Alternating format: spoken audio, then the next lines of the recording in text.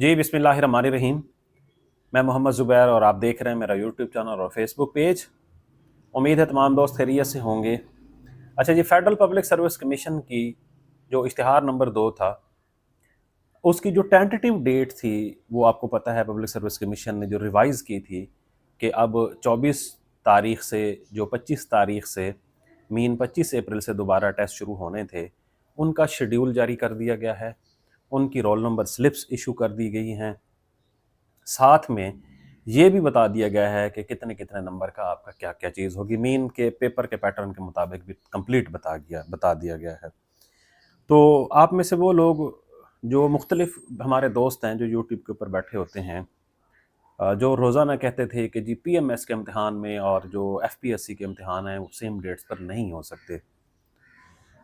हालांकि सिर्फ और सिर्फ जो क्लैश है वो सीएसएस के इम्तिहान के अंदर एक्सेप्ट किया जाता है कि उस दौरान पब्लिक सर्विस कमीशन अपना कोई इम्तिहान नहीं कंडक्ट करवाता।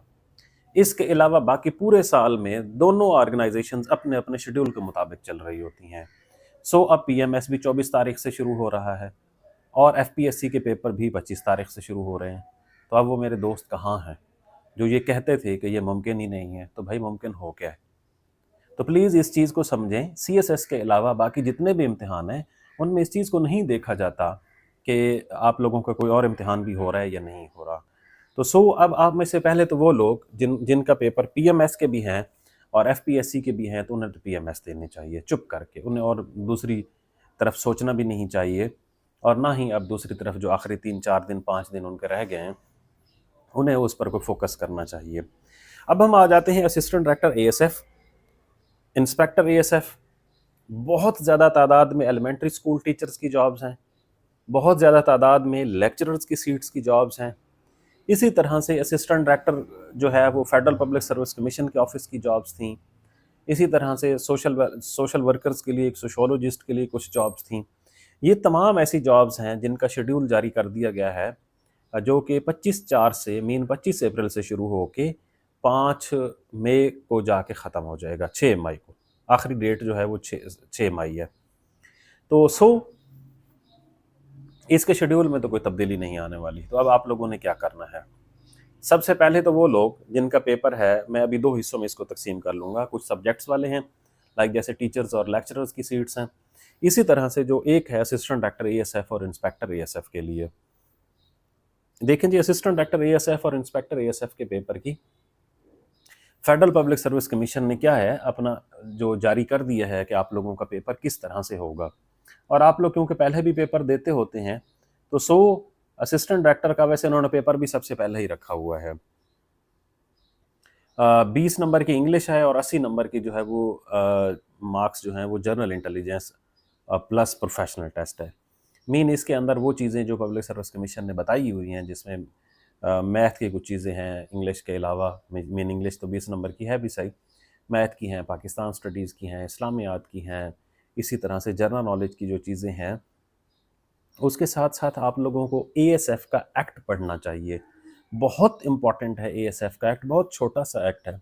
10 से 15 नंबर आप लोगों के एएसएफ के एक्ट में से बनेंगे। और इसी तरह से एक ह्यूज नंबर आप लोगों के इस पेपर के अंदर आना है करंट अफेयर का। करंट अफेयर के लिए मैंने अभी 3-4 दिन पहले, 5 दिन पहले भी जब वीडियो बनाई थी, करंट अफेयर के लिए सबसे अच्छा सोर्स जो है वो न्यूज़पेपर पढ़ना होता है, या उसके बाद हमारे पास होता है वर्ल्ड टाइम्स मैगज़ीन, जो जहांगीर वर्ल्ड टाइम्स वालों का जो मैगज़ीन है।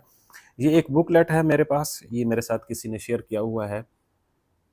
इसमें 2 साल के जो करंट अफेयर्स हैं, मीन जनवरी 2024 से लेकर फेब 2026 तक के, इसके अंदर एमसीक्यूज़ दिए गए हैं। ये वही एमसीक्यूज़ हैं जो वर्ल्ड टाइम्स के मैगज़ीन में आते हैं, जो डेट वाइज आते हैं करंट अफेयर्स एटीसी के।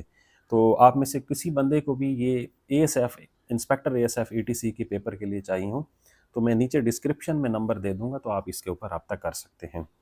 अब दूसरे नंबर पर हम आ जाते हैं वो लोग जिनके टीचर्स की पोस्ट हैं या जिनकी लेक्चरर्स की पोस्ट हैं, तो उन्हें क्या करना चाहिए। देखें जी, ये बहुत इंपॉर्टेंट पार्ट है। उसकी रीज़न ये है कि बहुत ज़्यादा तादाद में सीट्स, अच्छा खैर जो 18, 19 या 20 की सीट्स हैं उनका तो 200 नंबर का पेपर होगा, सिंगल एमसीक्यूज।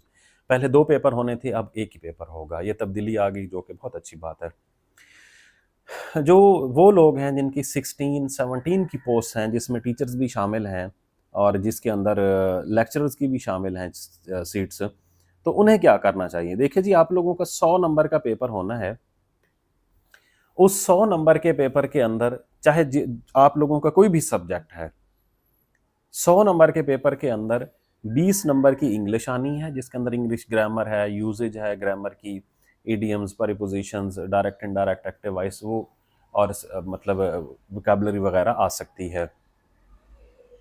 इसमें 50 नंबर का आप लोगों का जो सब्जेक्ट है उसमें से आने हैं 50 नंबर, जिसका भी जो सब्जेक्ट भी है उसमें से आपके आने हैं 50 नंबर। अगर जैसे पाकिस्तान स्टडी है तो पाकिस्तान स्टडी से 50 नंबर आएंगे, अगर हिस्ट्री है तो हिस्ट्री से 50 नंबर आएंगे, अगर केमिस्ट्री है तो केमिस्ट्री से, मैथ है तो मैथ से, इंग्लिश है तो इंग्लिश से आने हैं, इसी तरह से अगर पर्शियन है तो पर्शियन से आने हैं। तो इस तरह से डिवाइड किया गया है कि 20 नंबर पहला हिस्सा इंग्लिश का होगा, फिर अगले 50 नंबर उस सब्जेक्ट से होंगे जिसकी बेस पर आप लोगों ने अप्लाई किया है, और जो आखिरी 30 नंबर आप लोगों के होंगे वो होंगे पेडागोजी के। ये जो आखिरी 30 नंबर हैं बुनियादी तौर पर ये मेरिट डिटरमिन करते हैं। उसकी रीज़न क्या है? उसकी रीज़न ये है कि बहुत ज़्यादा पोस्ट ऐसी थी लेक्चरर्स ईटीसी की जिसके अंदर बीएड कंपलसरी नहीं थी। जहाँ पर भी बीएड कंपलसरी नहीं होती वहाँ पर कैंडिडेट सारे के सारे अप्लाई करते हैं और उन्हें मालूम नहीं होता कि ये बीएड का सिलेबस कहाँ से कवर करना है। अब बीएड के सिलेबस के लिए मल्टीपल किताबें मार्केट के अंदर मौजूद हैं। उनमें से मैंने एक पिछले दिनों भी दिखाई थी, लाइक जैसे ये जोन ऑफ एजुकेशन एक किताब है, बट ये सब्जेक्टिव बुक है। इसी तरह से एक किताब है एजुकेशन मैराथन के नाम से, मुजम्मिल अब्बास की किताब है। तो वो मैं जो नीचे नंबर दे दूंगा डिस्क्रिप्शन में, वहाँ पर आपको इसकी सॉफ्ट कापी मिल सकती है। अगर आप में से कोई बंदा इसकी हार्ड कापी भी लेना चाहता है तो इस किताब के एंड पर कुछ एमसीक्यूज दिए गए हैं, वन लाइनर्स दिए गए हैं। अगर आप उनको पढ़ लेंगे तो आप लोगों को बहुत फ़ायदा होगा। ये तो मैं नहीं कहता ह्यूमनली पॉसिबल है कि कहीं ना कहीं पर कोई ना कोई की का इशू आ जाता होता है, बट ओवरऑल डाटे को एक अच्छे तरीके से अरेंज किया गया है इस किताब के अंदर। तो एजुकेशन मैराथन आप लोगों को ये जो 30 नंबर हैं, आखिरी 30 नंबर बीएड के पेडागोजी के, जो आपके हर पेपर के अंदर, चाहे वो टीचर्स के पेपर हैं चाहे वो लेक्चरर्स के पेपर हैं, उसके अंदर आने हैं।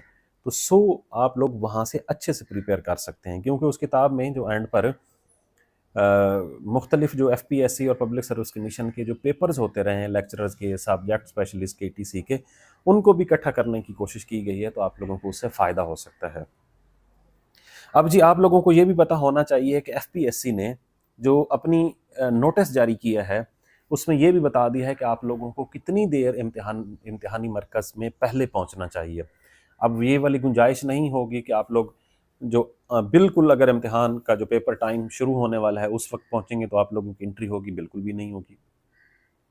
आप लोगों को अपने शनाख्ती कार्ड वगैरह ईटीसी सारा कुछ साथ लेके जाना चाहिए आप लोगों का, क्योंकि शनाख्ती कार्ड बेसिक रिक्वायरमेंट है।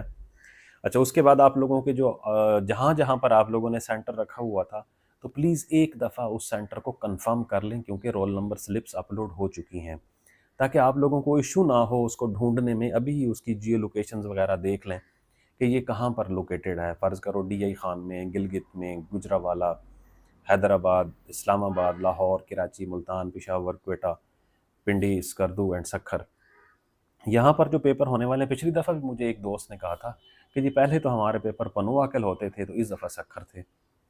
ठीक है, तो इसी तरह से इस परेशानी से बचने के लिए आज ही अपनी रोल नंबर स्लिप डाउनलोड कर लें, अपना जो टेस्ट सेंटर है उसको देख लें, उसकी लोकेशन भी देख लें कि ये कहाँ पर मौजूद है। फिर उसके मुताबिक आप लोगों ने पहुँचना है, और जो कमीशन ने आप लोगों को स्टैंडिंग डायरेक्शंस दी हुई हैं उनके ऊपर आप लोगों ने अमल करना है। अब आखिरी बात इसके अंदर ये ऐड करनी है कि आप लोगों के पेपर के अंदर नेगेटिव मार्किंग भी होगी। पहले एफपीएससी के अंदर नेगेटिव मार्किंग नहीं होती थी। अब आप लोगों ने जब पेपर अटैम्प्ट करना है तो नेगेटिव मार्किंग को भी दिमाग में रखना है कि आप जितने ज़्यादा गलत करते जाएंगे तो ठीक में से आपके 0.25 के हिसाब से जो नंबर हैं वो डिटेक्ट होना शुरू हो जाएंगे। तो प्लीज़ आप लोगों ने इस चीज़ को अवॉइड करना है। आखिरी 8 से जो आखिरी जिसके भी, मतलब कुछ लोगों के आखिरी 10 दिन रह गए हैं, कुछ के 5, कुछ के 15 भी रह गए हैं, क्योंकि आज 18 है और उनका पेपर 4-5 को जाके होना है। तो हर बंदे के पास उसकी पोस्ट के मुताबिक अपना टाइम मौजूद है। तो प्लीज़ आप लोग अपना आखिरी दिन जो है 10 हैं, 15 हैं, 5 हैं, 7 हैं, उनको कीमती बनाएं। और जिस एरिया पर आप लोग पहले फोकस नहीं कर सके तो प्लीज़ आप लोग उसको ज़रूर पढ़ के जाएं। पेपर के अंदर ज़्यादा से ज़्यादा नंबर लेने की कोशिश करें। उसकी रीज़न ये है कि जॉब्स अब हमारे पास बहुत कम होती जा रही हैं, और जो जॉब्स आई हुई हैं तो प्लीज़ उन पे अगर आप लोग कोशिश कर लें तो आप लोग कहीं ना कहीं पे अच्छे तरीके से फ़िट हो सकते हैं। तो तमाम देखने वालों के लिए मेरी नई ख्वाहिशात, आप में से वो लोग जिन्होंने पीएमएस का इम्तिहान देना है, उन्हें और कोई भी इम्तिहान देने की ज़रूरत नहीं है, उन्हें पीएमएस पे फोकस करना चाहिए। उसकी रीज़न कि ये पीएमएस की तारीख का सबसे बड़ा पीएमएस का इम्तिहान है। 120, इससे भी 120 के करीब सीट्स इसके अंदर मौजूद हैं। इतनी ज़्यादा सीट्स अब मुस्तकबिल में दोबारा नहीं आएंगी। तो अपनी तैयारी को बेहतर करें, ज़रूर पेपर देने के लिए जाएं। और आप में से वो लोग जिन्होंने अभी तक तैयारी नहीं की वो तैयारी करें और पेपर देने ज़रूर जाएं, ताकि पेपर्स का आप लोगों को एक्सपीरियंस हो सके। बहुत